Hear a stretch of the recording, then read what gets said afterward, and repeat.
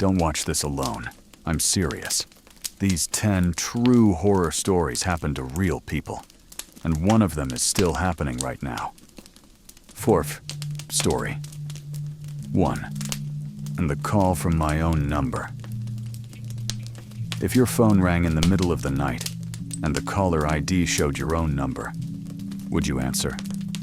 I did, and I wish I hadn't. My name is Alex. I'm 29. I work IT support in Boston, and until last year, I would have sworn my life was painfully normal. No ghosts, no demons, no, I swear this really happened stories. I spend my days asking people if they tried turning it off and on again. That's who I am. So when my own number called me at 2:40 a.m. on a Tuesday, my first thought wasn't paranormal, it was spam. I'd fallen asleep on the couch with some true crime documentary murmuring in the background. When my phone buzzed, I grabbed it automatically, not even fully awake. The screen lit up. Incoming call contact name. Alex. Me. My own photo. My number. For a second, my brain just stalled. Telemarketer's spoof number, sure. But your phone showing it as you. With your contact name and photo? That part didn't make sense. I answered anyway. Hello? At first, there was only static. Not normal phone crackle. It sounded like an old tape being chewed up. Then I heard it under the noise. Breathing. Slow, careful breathing. Like someone trying not to be noticed. Who is this? I asked. Two voices spoke at the same time. One was distorted, rough, like it was coming through a broken speaker. The other was my voice. Don't open the door. 4 words, layered perfectly together. I just froze there on the couch, phone pressed to my ear, heartbeat thudding in my chest. And then, as if the universe wanted to prove a point, somebody knocked on my apartment door. 3 polite, soft knocks. Not aggressive, not ominous. Exactly how a normal person would knock if they'd accidentally woken you and felt bad about it. I stood up slowly, never taking my eyes off that door. From the couch, I can see the bottom inch of it and the strip of light from the hallway. No shadows, no feet. Nobody standing close enough to block the light. I swallowed. Into the phone, I whispered, "Who are you?" Silence. Then the call dropped. Another 3 knocks. A little louder this time. Still not angry. Just patient. I tried to logic my way out of it. Maybe the call was a glitch. Maybe it was some weird app. Maybe it was a coincidence. "Who's there?" I called out. The answer came instantly through the door. "Sorry, man. I think I've got the wrong apartment." Male voice. Casual, a bit embarrassed. Totally normal. Except, it didn't sound like someone standing right at the door. It sounded slightly echoey, like it was further down the hallway. I stayed where I was. "Yeah, wrong place." There was a pause. Then the same voice said, much quieter, like his mouth was almost against the wood. "Alex, open up." Hearing your name changes everything. I hadn't said my name. I hadn't made a noise besides that one sentence. But whoever was outside knew exactly who I was. My phone buzzed in my hand. Another incoming call. Same contact. "Alex, me." I answered instantly. This time, the static was gone. I heard hallway noise, the hum of the fluorescent light, the distant ding of the elevator. The acoustic profile was painfully familiar. Whoever I was talking to was standing in the hallway of my building. My own voice spoke again, too calm for how I felt. "Don't look through the peephole." That's the worst sentence I've ever heard in my life, because that is exactly what I had been about to do. Why? My voice came out as a croak. On the other end, my voice didn't answer right away. I heard footsteps, not through the phone, but in real life, just outside my door. Something scraped down the wood, slowly, like fingers dragging lightly from top to bottom. The phone me spoke again. "They can come in if you see them," it said. "Don't answer. Don't look. Just wait." It passes. They, I whispered. Who are they? The knock came again, harder, less patient. From the hallway, the voice called, still pretending to be normal. Come on, man. I know you're awake. My voice on the phone changed. It sounded tired, frustrated. I wasn't fast enough last time, it said. I'm trying to fix it. Just don't make it worse. Last time? I asked. What last time? But deep down, I already knew what it meant. My brain was filling in the blanks I didn't want it to. I pictured another door, another hallway, another person standing exactly where I was now, phone to ear, listening to their own number warn them not to open. Some opened, some didn't. I swallowed and asked, if you're me, tell me something only I'd know. There was a short, glitchy laugh. I'm not you, the voice said. I'm just the last one who didn't open. The hallway went quiet. The knock stopped. I stood there, barefoot on the cold floor, waiting for something else to happen. Nothing did. After maybe 15 minutes of standing like a statue, I backed into my bedroom, locked the door, and sat on the floor, phone held in both hands like a weapon. No more calls came. In the morning, I checked my phone. No record of any incoming calls from my number. No unknown numbers. No blocked calls. Between 2:30 and 3 a.m., my call log was empty. But my battery had dropped 8%, and there were new smudges on the screen. Long, thin fingerprints, not in the places I usually touch. On my way out, I stopped at the security desk and asked the guard if we could check the hallway camera. I made up some story about weird noises at night. He shrugged and rewound the feed to around 2:40 a.m. We watched the screen together. Empty hallway. Same flickering light. My door closed. At 2:41, the video glitched, just for a second. The whole screen stuttered, then came back. The guard muttered something about cheap cameras, but when it returned, the area around my door looked wrong, darker, smudged, like the camera couldn't decide how to render that part. For 3 seconds, the peephole on my door, that little dark circle, disappeared. Then reappeared 2 inches lower, then jumped back to its normal position. The guard didn't notice. I did. Probably compression artifacts, he said, already bored. I moved out 2 months later. I told myself it was about rent, neighbors, noise, whatever. But sometimes I still wake up at 2:40 a.m. for no reason and check my phone. There's often a new entry in my log. 1 missed call, 2:39 a.m. Number, unknown. And if I lie there and really listen, I can almost hear it, like an echo from someone else's nightmare. 3 polite, patient knocks on a door that isn't mine. I just hope they don't open it. Story 2. The nanny cam that wouldn't stop detecting a face. We bought a nanny cam to feel safer with our baby. Instead, it showed us there was someone else in the room, and the app said it was a face. When our daughter Lily was born, my wife and I became those parents. The ones who read every label twice, sterilized everything, and jumped at every random noise the baby made. So when my wife suggested we buy a nanny cam with smart features, night vision, motion alerts, face detection, I was all for it. If anything happens, we'll see it, she said. We'll finally sleep.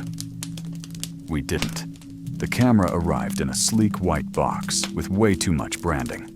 I mounted it high in the corner of the nursery, angled down at the crib. We tested the app.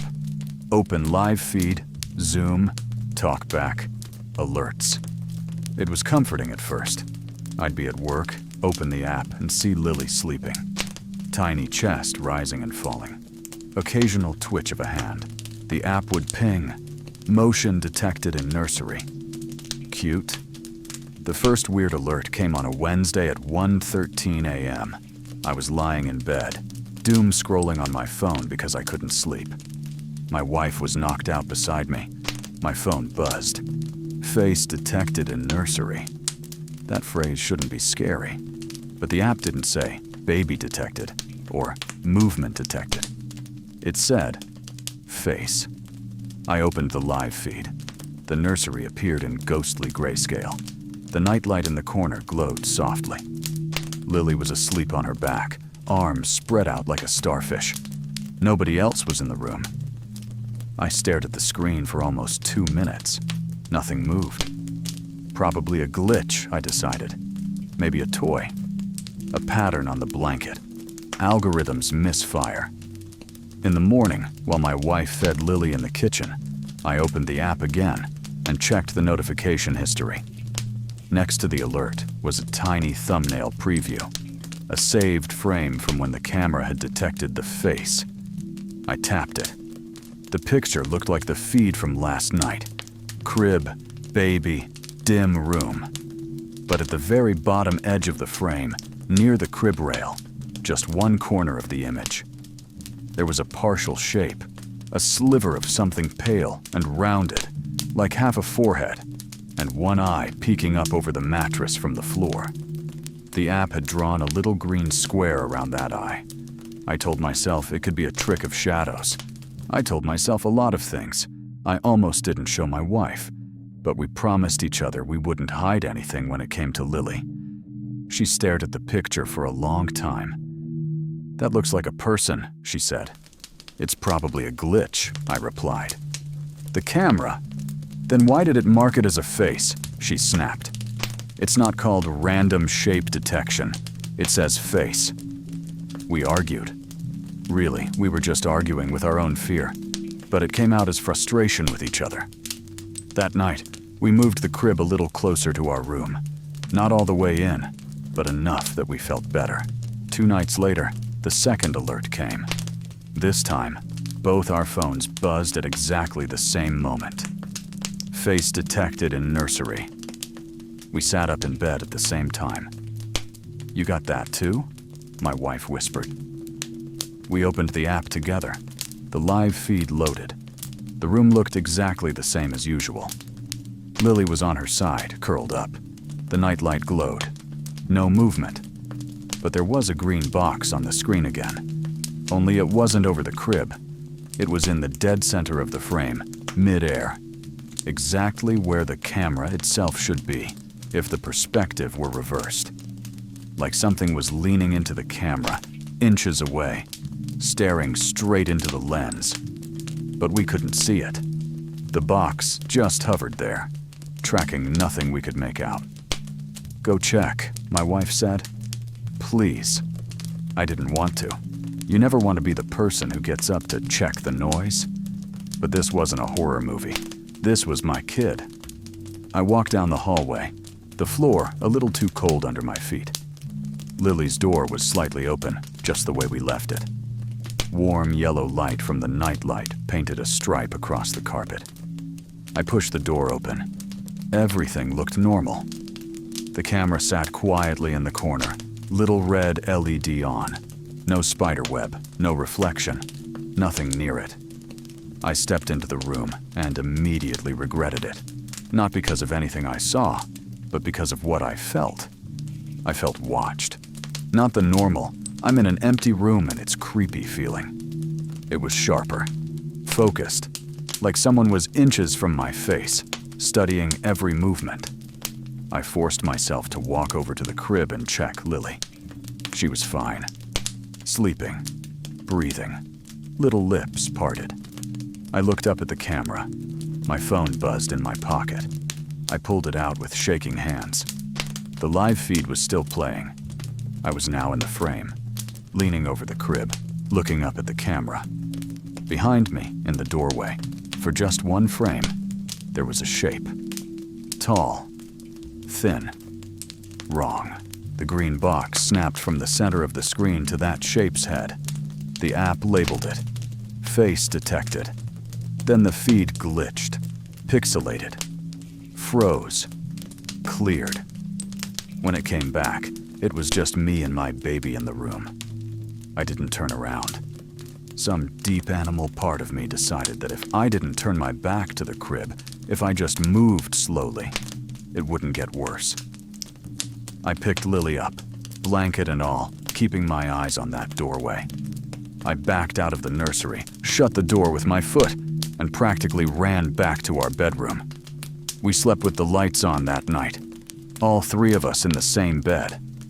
The next morning, I deleted the recording. Not because I wanted to forget, because I was terrified I'd rewind further and see it standing there on other nights, closer and closer, while we slept peacefully, thinking we were safe. We unplugged the camera.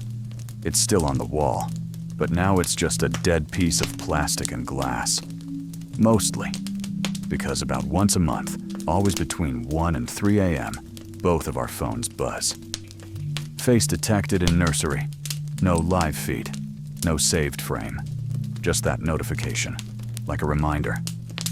We moved Lily to a different room 4 months ago. New paint, new furniture, no camera. She sleeps better there, laughs more. The old nursery is now a storage room. Boxes, old baby clothes, the crib disassembled and leaning against the wall. Last week, I went in to grab a box. The air in there felt colder than the rest of the house. As I stepped inside, my eyes went up, automatically, to the corner where the unplugged camera still hung. The LED was off, but for just a second, I swear I saw my phone light up in my hand. Another notification slid down from the top of the screen. Face detected. This time, there was no "in nursery." No room name at all. Just those 2 words. Like it wasn't talking about the room anymore. Like it meant mine. Story 3. The neighbor who doesn't live there. I used to chat with my next-door neighbor every morning, until I found out no one had lived in that apartment for months, and the building swears that apartment doesn't even exist. I live in one of those old apartment buildings that feel like they're held together by habit more than structure. Peeling paint, buzzing lights, elevator that makes you question your life choices every ride. My unit is 4B. When I first moved in, my next-door neighbor in 4A was a guy named Mark. Late 30s, glasses, always in a navy hoodie. Not a friend, not a stranger, just that comfortable "hey man" neighbor. We had our routine. Morning nods, shared complaints about the elevator, small talk about the weather. Once, he helped me drag a heavy box up the stairs. He lived in 4A. I never questioned it. Then one day, I realized I hadn't seen him in a while. A week went by, then 2. No Mark in the hallway, no Mark checking his mail, no Mark in the lobby scrolling his phone. One morning, I ran into the building manager, Carla, by the mailboxes. "Hey," I said, "is Mark in 4A okay? Haven't seen him." She frowned. 4A? "Yeah, next door to me." She shook her head slowly. "We don't have anyone in 4A right now. That unit's been vacant since February." I laughed. "What?" "No, I see him all the time. Glasses, hoodie, a little shorter than me. He lives right next to me." She tilted her head. "You're in 4B, right?" "Yeah. 4A is empty. We're still trying to rent it out. Do you want to see the listing?" I walked to work with that conversation replaying in my head. Maybe she'd mixed up the unit numbers. Maybe I had. Maybe Mark was in 4C or something and I'd been assuming. That night, I got my answer. I was coming up the stairs when I saw him. Mark. Same hoodie, same glasses. Keys in hand. Unlocking. 4A. "Hey man," he said with an easy smile. "Elevator still sucks." I just stared. "Carla says this apartment is empty," I blurted out. He paused mid-turn, then chuckled. "Yeah? Guess that makes me a ghost." He said it like a joke, but his eyes didn't match his tone. He went inside and shut the door. I knocked. No answer. I pressed my ear to the door. Silence. Not even the muffled sound of a TV or footsteps. The next day, I brought it up to Carla again. She pulled up her system and showed me the screen. Unit 4A, vacant. Last tenant move-out, January 28th. Last tenant, a woman I'd never heard of. No Mark anywhere. That night, I decided to sit in the hallway and wait. Around 11:20, I heard footsteps coming up the stairs. Mark turned the corner, keys in hand. "Dude, why are you sitting on the floor?" he laughed. "Can I see your apartment?" I asked. "What?" Carla says this unit is empty. I just want to see it." He watched me for a few seconds, then shrugged. "Sure, but it's not that exciting." He turned to 4A, put the key in, and opened the door. The air that came out felt wrong. It smelled stale. Still, not like a place someone actually lives in. Just air that had been trapped for too long. Inside it was dark. Not lights off, dark. Heavy dark. The kind that seems to swallow the hallway light instead of letting it in. "After you," he said, holding the door. Every instinct screamed no. I went in anyway. The apartment was completely empty. No furniture, no boxes, no dishes, no shoes by the door, no rugs. The walls were bare. The floors were dusty. "You live here?" I asked. "Yeah," he smiled, but something about the expression stretched wrong. "Right next to you." There was no sound. My own breathing felt too loud. Behind him, in the hallway, I could see Carla's freshly painted numbers on the opposite door. 4C. This one, 4A, had no number at all. "I don't see anything," I said. He watched me with an expression that didn't belong on any normal neighbor. "That's kind of the point," he said. I backed toward the doorway. "You okay?" he asked. "You look like you've seen a ghost." I'm good. I've seen enough." I stepped out into the hallway. He stayed just inside the doorway, half in shadow. "Night, neighbor," he said softly. "Get some sleep." He closed the door. The click of the latch echoed far longer than it should have. The next day, I asked Carla if we could open 4A together. I told her I thought I'd heard a leak. She sighed, grabbed the master key, and followed me up. She opened 4A. The same emptiness greeted us. Bare floors, bare walls, stale air. "No leaks," she said. We walked through the whole place. There was zero evidence anyone had been living there. No food, no clothes, no furniture marks on the floor. "Happy?" she asked gently. I nodded, but my stomach was twisting. "Who lived here last?" I asked from the doorway. She told me the name. A woman. She died in the apartment. Heart attack in her sleep. It had taken a couple of days before anyone found her. "Did she live alone?" I asked. "Yeah." Carla gave me a look. "Why?" "No reason." She locked the door behind us. That was 3 months ago. I haven't seen Mark since. But sometimes, late at night, I hear keys jingling and a door unlocking next to mine. Heavy footsteps walking past my apartment to a door that isn't supposed to have anyone behind it. Once, around 2 a.m., I opened my door just a crack. The door next to mine, 4A, was slightly open. Warm light from inside spilled into the hallway. I heard a TV playing and the clink of glass on a table. "Mark," I whispered. The TV went silent. The light snapped off.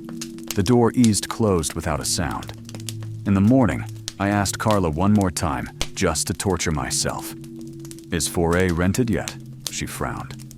"There is no 4A." I stared at her. "What?" She pointed at the board on the wall showing all the units. 3rd floor, 3A, 3B, 3C, 3D. 4th floor, 4B, 4C, 4D. No 4A. I went upstairs and stood in the hallway, staring at the door next to mine. No number.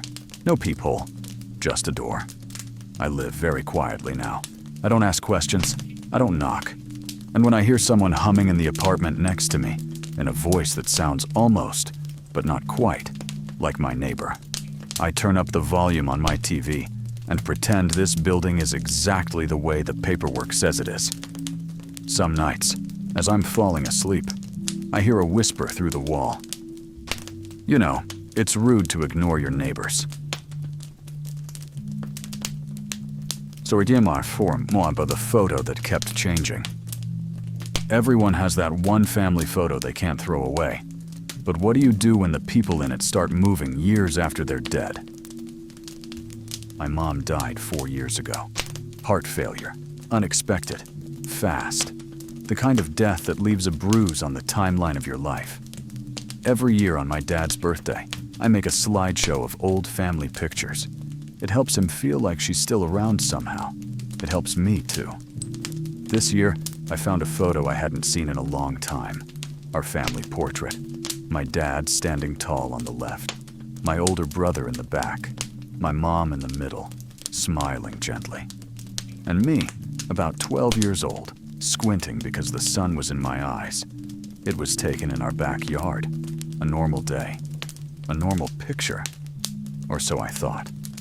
I opened the image on my laptop to add it to the slideshow. Everything looked fine.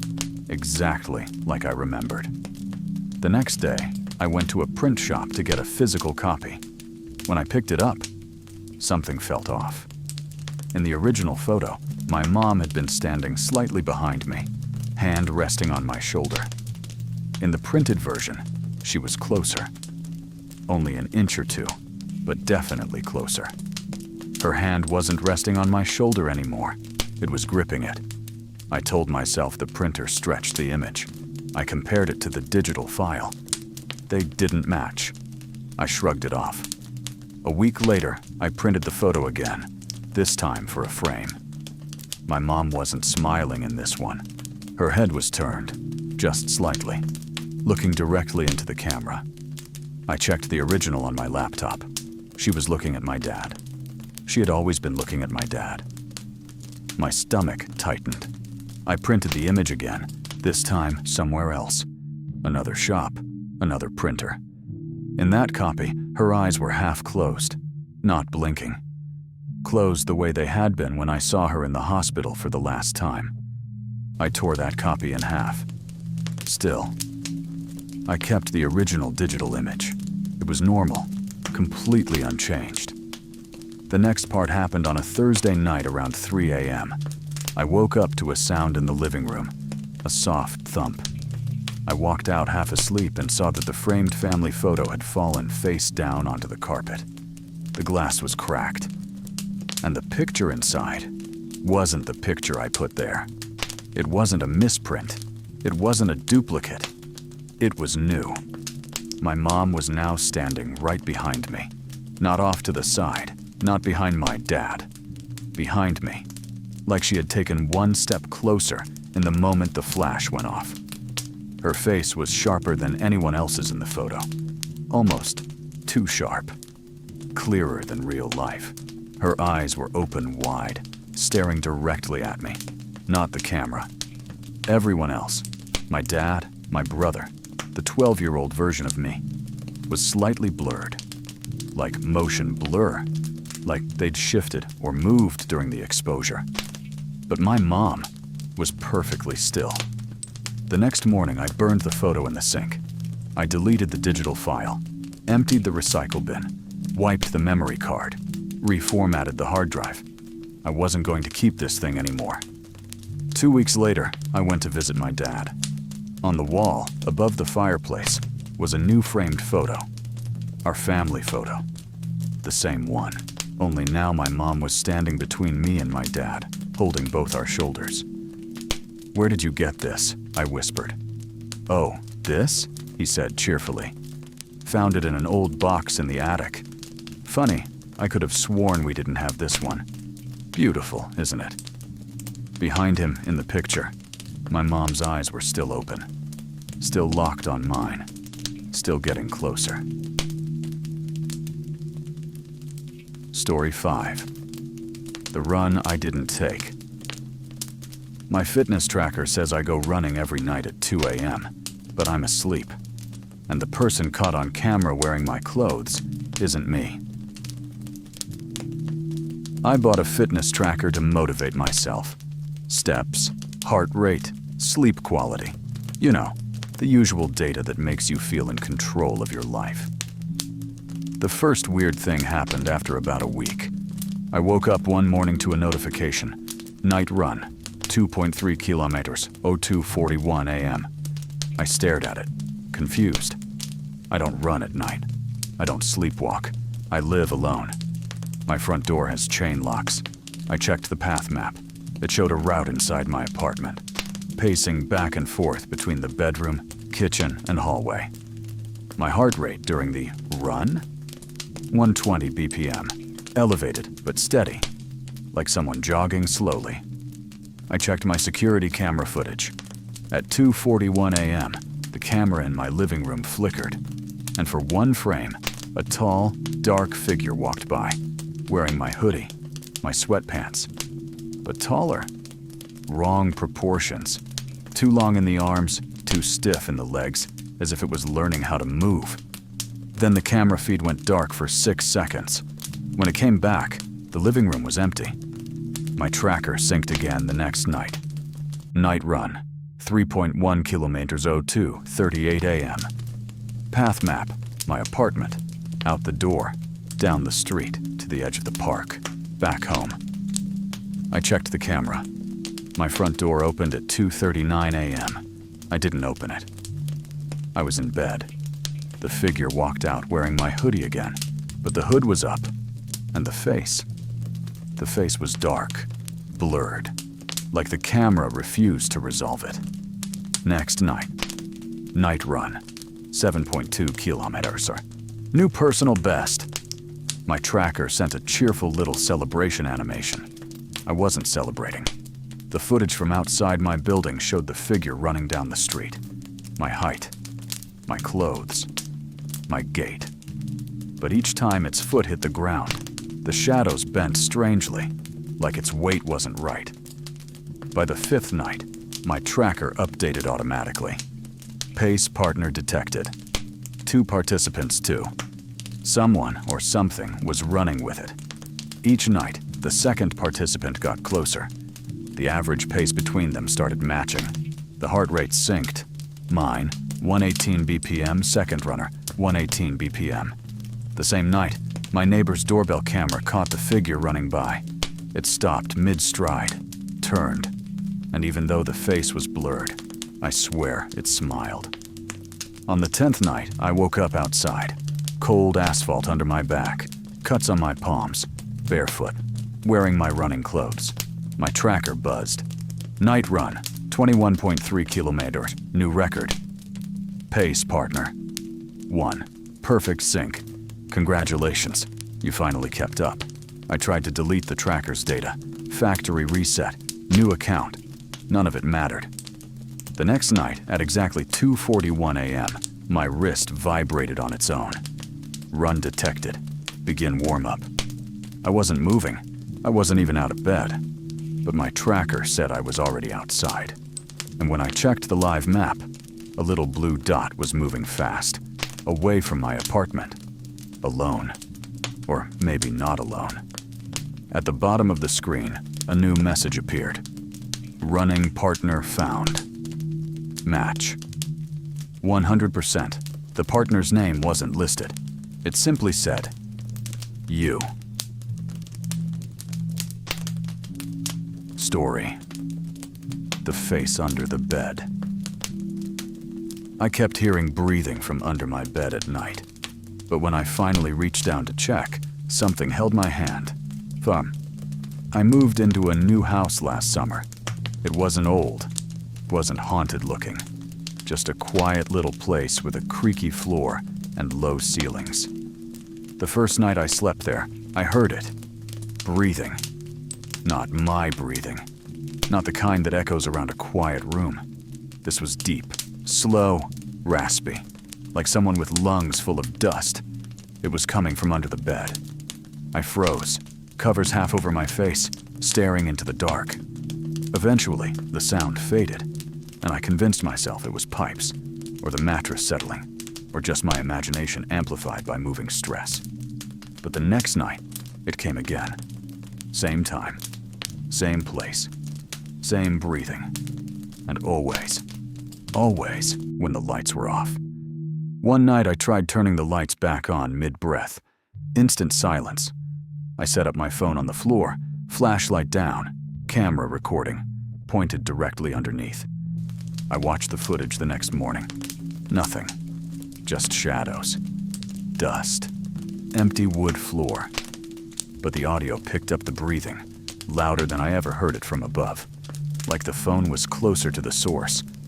I tried again with more light. Still nothing visible. Then one night, I couldn't take it anymore. I leaned over the edge of the bed, arm dangling, and whispered, "If someone's down there, just take my hand." I don't know why I said it. Maybe I'd snapped. Maybe I thought I was testing myself. But something did take my hand. Not a sudden grab. No jump scare. It was soft. Gentle. Almost curious. Fingers wrapped around mine. Long, thin fingers, and held on. I screamed and yanked my hand back. Whatever was under there let go instantly, as if I'd startled it too. I slept in my car that night. In the morning, I went back inside armed with a broom handle, ready to fight whatever nightmare creature was under there. I lifted the bed. Nothing. Except, in the dust on the floorboards, were finger marks. 6 of them. As if a hand had rested there, waiting. I moved the bed, got a new bed frame, new mattress. Didn't change a thing. The breathing continued, sometimes closer, sometimes further, sometimes right under my pillow. Last week, something new happened. As I lay awake listening, the breathing stopped. Then a whisper, right below my ear. "Thank you for not looking." I ran out again, slept at a motel. This morning, I went back to pack my things. Under the bed, the new bed, I found fresh finger streaks in the dust. 5 of them this time. Like whatever it was had finally decided to match me. Story 7. The text from the future. My friend texted me right before she died, but the timestamp on the message was 7 minutes in the future. My friend Mia and I text constantly. Random jokes, memes, life updates. One night, around 11:52 p.m., I got a message from her. "I'm almost at your place. Don't open the door for anyone else." I stared at it, confused. She wasn't supposed to come over. We hadn't planned anything. Then I noticed the timestamp. 11:59 p.m., 7 minutes ahead of my clock. Before I could reply, my phone rang. Her number flashed on the screen. "Mia," I answered. But it wasn't her. It was a stranger, a paramedic. He said her car had been hit by a truck 20 minutes ago. She was in critical condition. She hadn't been awake long enough to text anyone. I hung up and checked the message again. Same timestamp, same words. 7 minutes in the future. I drove to the hospital shaking. She survived. Barely. While she slept, I showed the doctor the message. He said it must be a glitch, but glitches don't predict the future. And the messages didn't stop. 2 days later, don't step off the curb at 4:12. Timestamp 4:11 p.m. I thought it was a prank, but at 4:12, a cyclist flew past, fast enough that stepping out would have broken every bone in my body. Another message. Don't answer the call tonight. Timestamp 2 minutes in the future. I didn't answer. The number kept calling, over and over. When I checked it, it was labeled my number, just like in story. Number 1. Then came the worst message. Don't look out the window at 3:24. Sent at 3:25. I shouldn't have looked. I know that. But at 3:24, I heard tapping on the glass. Slow, deliberate. I opened the blinds.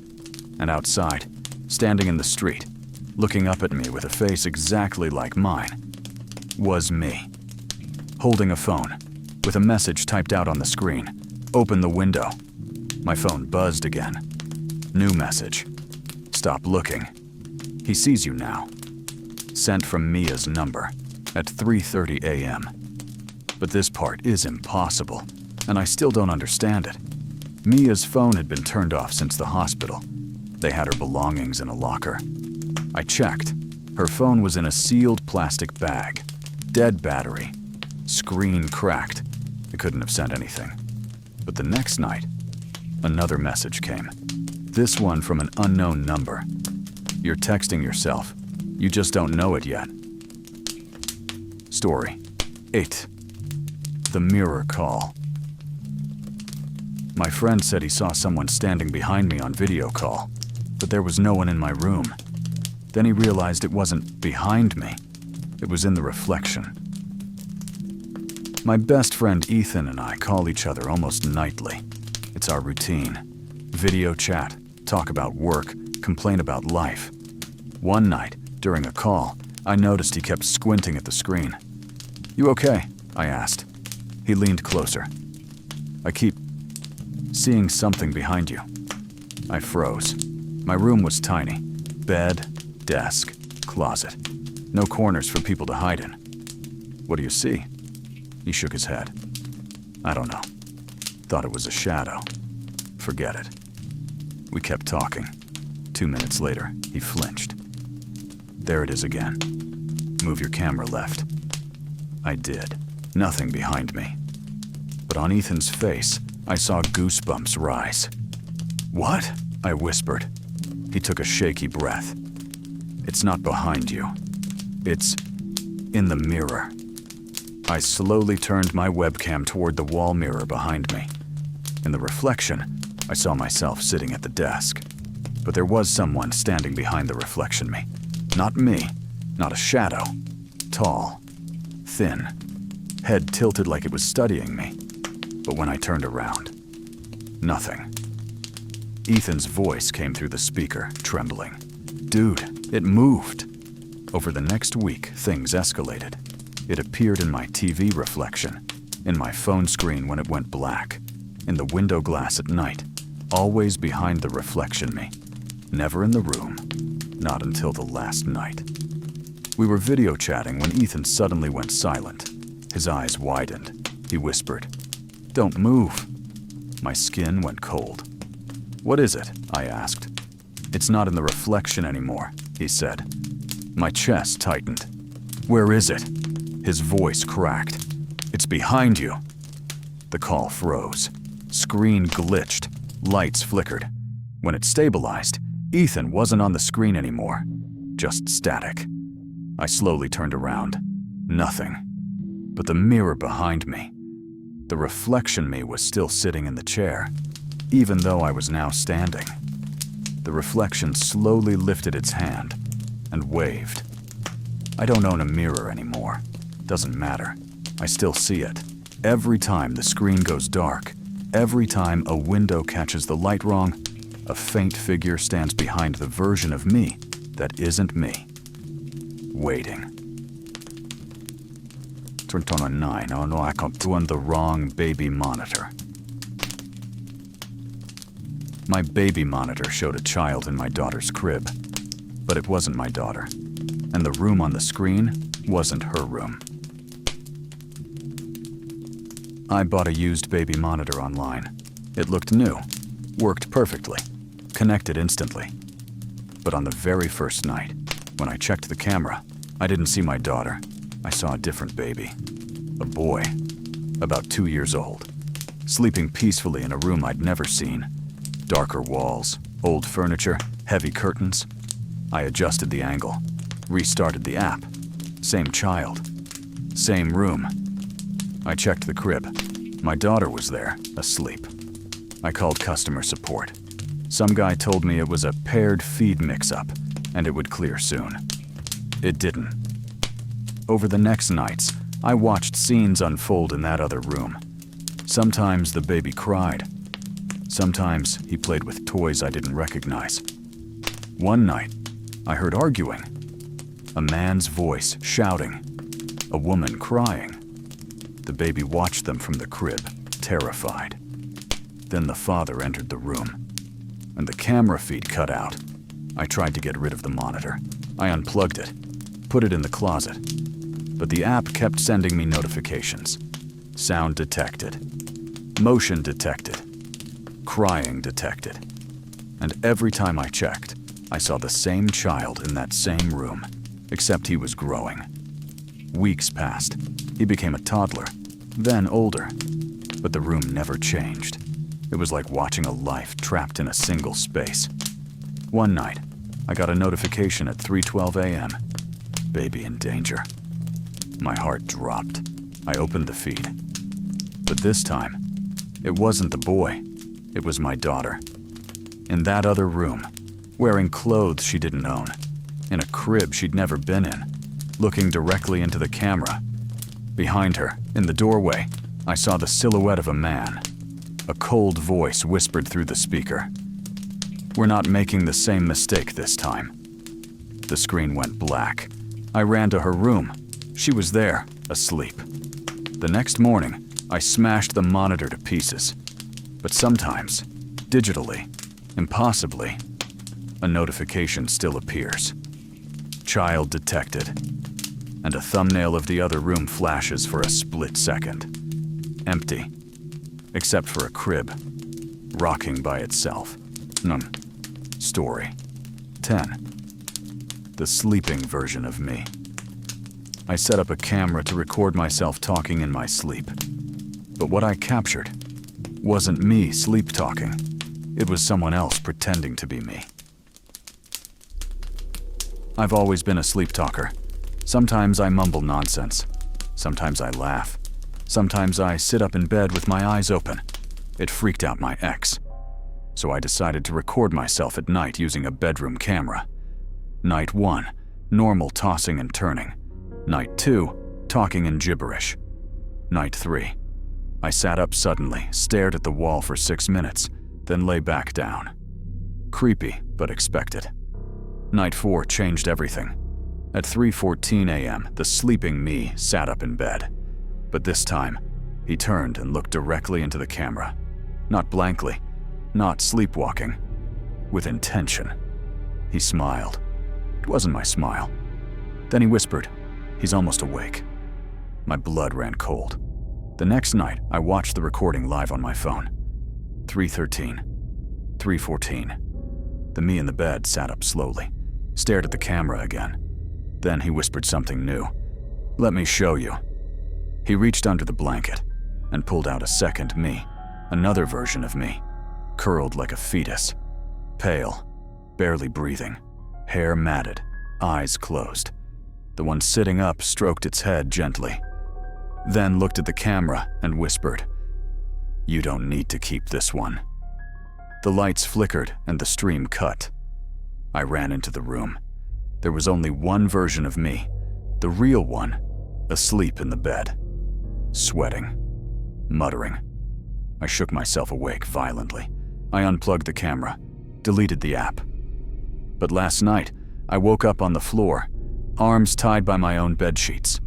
A voice whispered in my ear, "Don't worry, I'll sleep now. You take the nights." This morning, the camera, the one I destroyed, was sitting on my desk. Perfectly intact. The last saved recording was already open on the screen. It showed me, standing in the doorway, smiling, and whispering, "Finally."